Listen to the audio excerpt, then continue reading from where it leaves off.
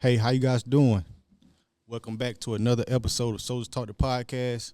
I'm your host, Staff Sergeant McPherson, and on this show we discuss military topics with current and prior service members. Today I have a special guest with me. I have Staff Sergeant Seabrook. How you doing, Sarge? I'm doing all right, Appreciate you having me, bro. No problem. So Sarge, so kind of introduce yourself to the people, let them know like where you from and stuff like that. Okay. So I'm Staff Sergeant Seabrook. I'm from Charleston, South Carolina originally. Uh, I also went to high school in Columbia, South Carolina. Well, Hopkins, South Carolina. Um, I've been in the Army for about 8 years now, 8.5 years. I'm a 42 Alpha. And yeah, man, just keep trooping. I love what I do. Okay, so we're gonna start off like you said, South Carolina, right? So Yep. kind of give the people like a description like the environment where you grew up and like stuff like that. Okay, so I'm originally from Charleston, South Carolina. Um, I always had a good upcoming. You know what I'm saying? Nothing too rough. Like my mom always made sure I had like food and everything like that. But the environment around me wasn't always so good. You know what I'm saying? But you know what I'm saying? Like like I said, I always had my necessities, and then I always had my dad in my life too. So just give you like a short story. Like, so me and my twin brother, we grew up with my mom, and then when I was about 15, we ended up moving with my dad. And my dad's in the military. Well, he was in the military. He retired. Um, and my dad was always more, I guess, more financially stable than my mom. So if that makes sense. So my mom wanted us to go get a better life, you know what I'm saying, and learn how to be a man. So that's why I moved with my dad. And he was working at Fort Jackson. And he still worked there currently. Okay, so as far as the influences around you, so what were some of the influences that I guess say made you want to join the military or something like that? I mean, to be honest with you, I ain't never, like, I be talking to my best friend about this shit. Like, I can curse, right? Like, keep it PG? I got my bad. So, like, growing up, basically, I never thought I'd be in the military. Like, I just didn't. I went to college before I joined and everything. So, I just never was a path in my mind. But once I got to college and I kind of figured out I really didn't want it, I didn't know what I wanted to do. My dad, like, literally always told me, like, oh, the military is a good place to go to basically figure it out. So, when I got stuck, I was just like, I'm gonna go see what the military about, because his life a lot better. You know what I'm saying? So that's why I decided to join. Okay, so joining, right? So Hmm. what year did you actually join the army? I joined in 2016. 2016. Uh so far as 2016, right? Hmm. What when you came in, did you originally chose 42 Alpha or what? Yeah. So funny story. My recruiter was like, "Yeah, 40." Like I was always big in like finishing school and stuff. So he's like, "Yeah, 42 alphas. They don't do nothing." He was like, "They don't do nothing. You work with a computer, and you'll be able to do your schoolwork." And he was like, "Yeah, every time I go to S1, they never working. This, and that." He made it seem like the job was like super easy. But then when I joined, I figured out the job wasn't that easy at all. And I was always working, always getting off late. But from the average soldier, it looks like we're not working when our doors are closed. You know what I'm saying? But we actually just catching up with work. I got you. So I got you. Yeah, cuz there's a lot that I guess people don't see that you guys do. hmm And we'll kind of get into that later on. okay, So getting into it, coming to going to basic training, right? So uh when you first went to basic training, like was it anything that kind of like stood out to you, like far as like what was different far as the army versus your regular civilian life? ooh, that's a good question. I say the thing that stuck out to me the most was how how drill sergeants interacted with us and how fast like like we got that initial discipline. Like I felt like the transition was like super fast. Like just getting off the bus, taking orders directly. Like it wasn't like, well, I didn't really get much of a introduction to it. Like I know my dad was in the military, but he didn't really, put the discipline part and the rank structure and all that stuff. I feel like the amount of information and stuff we got in a small period of time and we actually grasped it.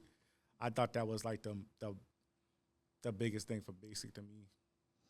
Was that so? It was just the a lot of information like in a small amount of time that you was able to grasp. Yep. I got you. Like learning Soldier's Creed and what our colonel rank is and stuff. So it just happened so fast and just like I was just surprised that just coming together as a team and actually just working with each other and just getting through, learning how to shoot and stuff like that. It was pretty dope. It was a good experience. I got you. So, far as that, right? So, when you came in, so basically that stood out to you. Mm-hmm. Okay, so is anything that stood out to you, like far as like what happened to you, like personally, or like something that I guess shocked you, or like was a culture shock, or anything that stood out other than like what changed, what was different? I don't think nothing really shocked me because I already knew like to a certain extent, like I knew basic like what it really was about. The things that really shocked me was like how I thought the Army was gonna be like super like high speed. I thought we was gonna be having like all the best like weapons and stuff. And I kind of when I like even like computers and stuff, it just wasn't the case. That's really what shocked me about the Army. But I thought it was gonna be like the Air Force. Like, the Air Force got the good stuff, but the Army, we got like, that's decent. It's decent, but it ain't like how I expected it to be. I was gonna be like some Call of Duty type, you know what I'm saying? Mm-hmm. You ain't get jacked up by the drill sergeant or nothing like that? Like, you ain't get hemmed up for nothing? You was like the good kid? Also, I was the guy that like got through basic under the radar. So they ain't really know who I was. Like my drill sergeants would stop and be like, "You in my platoon?" Like, yeah, I was that guy. But I got caught slipping one time. I got smoked in the rain, like, because I was moving in line. And the child line, you can't talk, you can't move. You're supposed to be at a position of attention or whatever, parade rest. And one of the drill sergeants caught me moving, and he took me out. It was raining, too, in the mud, he just had me in the mud, like my hands in the mud like this, just sticking there, just standing there. And then when I got in the child line, the civilian lady gave me extra food because she felt bad for me. Mm-hmm. She just looked at me and was like, "You had a rough day today." She just gave me extra food. Yeah. Dang. That was pretty funny, yeah. Dang. So, So after basic training, right? Did you get into like what was your first duty station? So my first duty station was Fort Hood. I ain't gonna lie, it was super fast pace. I love the area though. Killeen was dope. I love Killeen. Texas was dope. But yeah, I had my challenges there. So yeah. I'm a real patient person, but I had like my challenges with a certain leader. I'm not gonna say their name, but they brought out like the best in me and the worst in me, if that makes sense. Nah. He was a little toxic. No, he was actually really toxic. But at the end of it, I got like the lessons he was trying to teach us, if that makes sense. But he did it in a toxic way. But kind of explain, like I want. Like, I really okay, want for example, he was like real like strict on certain things. So like when he first like took over our S1, he had us staying at work like super late. I'm talking about like Friday, we'd be at work at like 1900, like for no reason. Like he wanted the files up a certain way. He want this way, this way. Like the way we talked to him, he was like super strict. Like anybody to come in the office, I want you to address them as sergeant first class, not sergeant. Like he was like an old school type leader. Like, and like I said, he was real hard on us. But at the end of the day, I learned a valuable lesson. Like he made me a good 42 Alpha. And then even like thinking back on it, it made me a better leader. So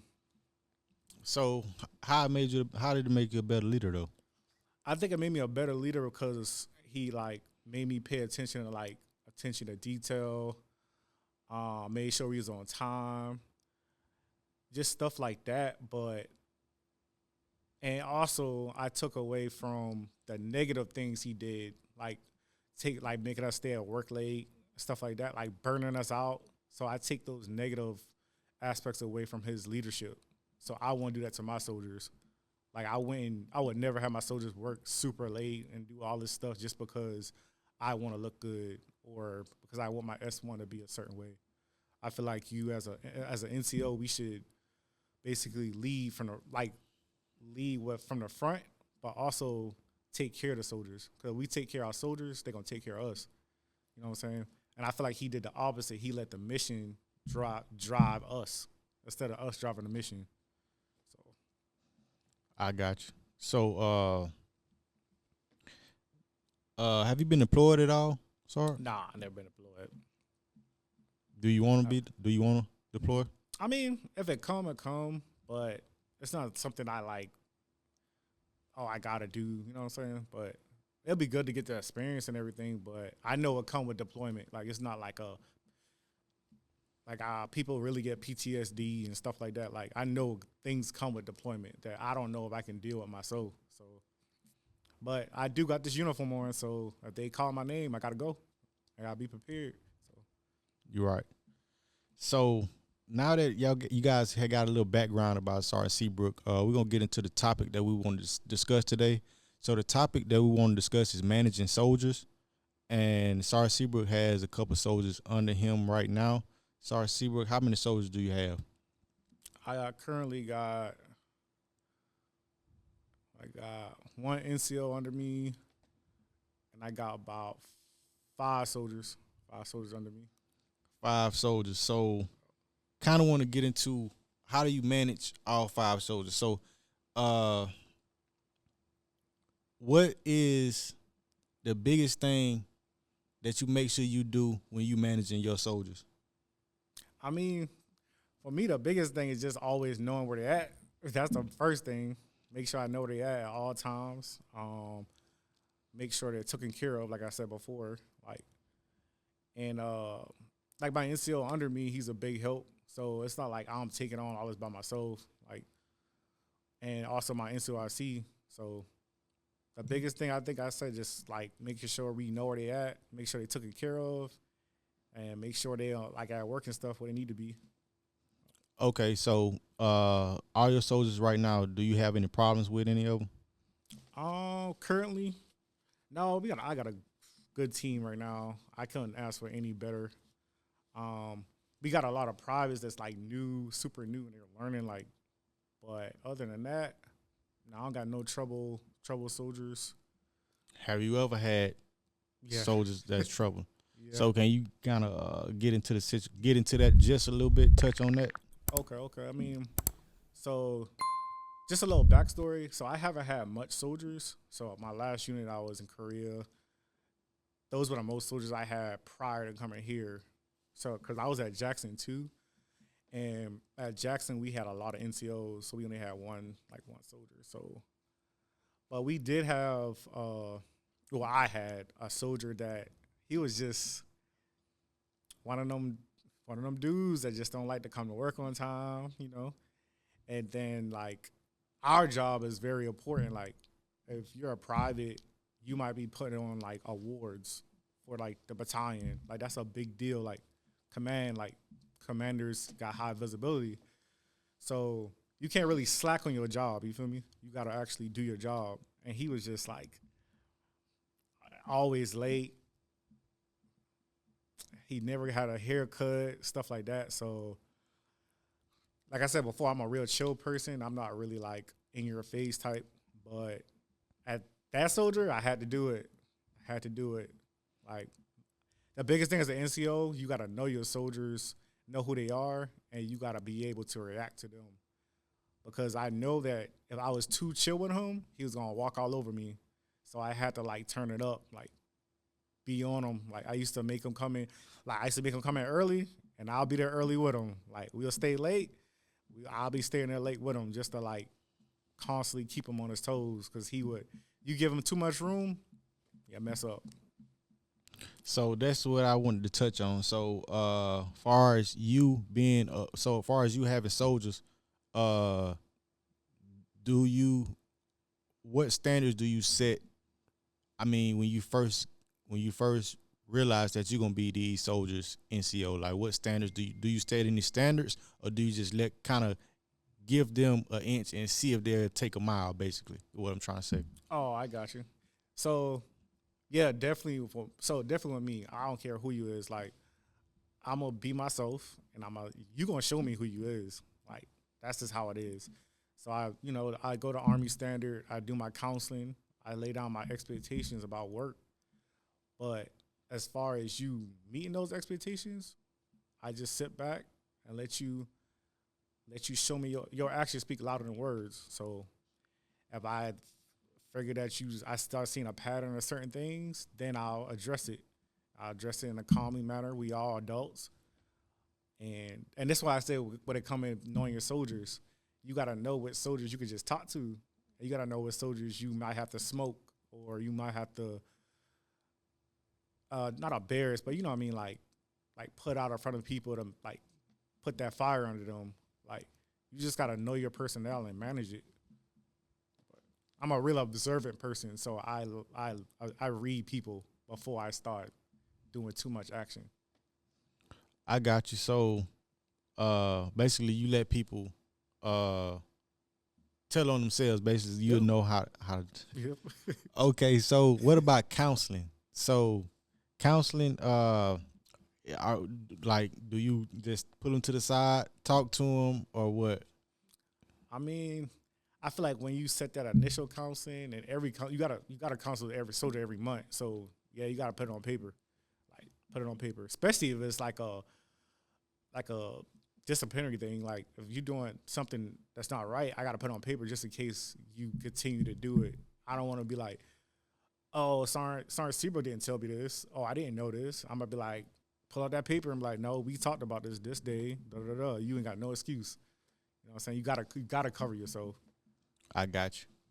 And they were saying like these days, kind of like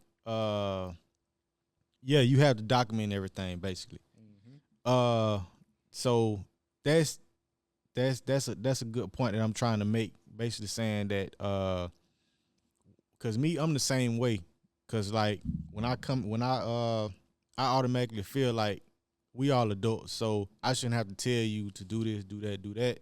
But when I feel like I have to do that, then of course, I gotta establish those standards and let you know that you can't do certain things.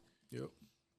So yeah, so sorry, so you guys basically that's basically it, you guys. So Sorry Seabrook broke it down far as like establishing those standards, and he kind of have some of this kind of the same leadership style I have. I was just about to ask you that. I was about to say how your leadership's like. What's your leadership style? Like, how do you manage your soldiers? Yeah, so basically the same way you said. I manage them basically like you kind of laid back until you feel like you got to, put your foot down and let them know what they need to do. Basically how you said it. Gotcha. Yeah. So you guys have met Sergeant Seabrook, man. Anybody, y'all got anything y'all want to add to this conversation? Just leave it down in the comments. Make sure you guys like this video. Subscribe to the channel. And Sergeant Seabrook, you got anything you want to lead the people with? Yeah, man. Staff Sergeant McPherson, I appreciate you having me on the show. Keep doing your thing. I love your content, and just keep pushing, man. He a great NCO, guys. Great NCO right there. Okay. Appreciate you. Okay, and this has been another episode of Soldier Talk the Podcast, and I'll see you guys in formation.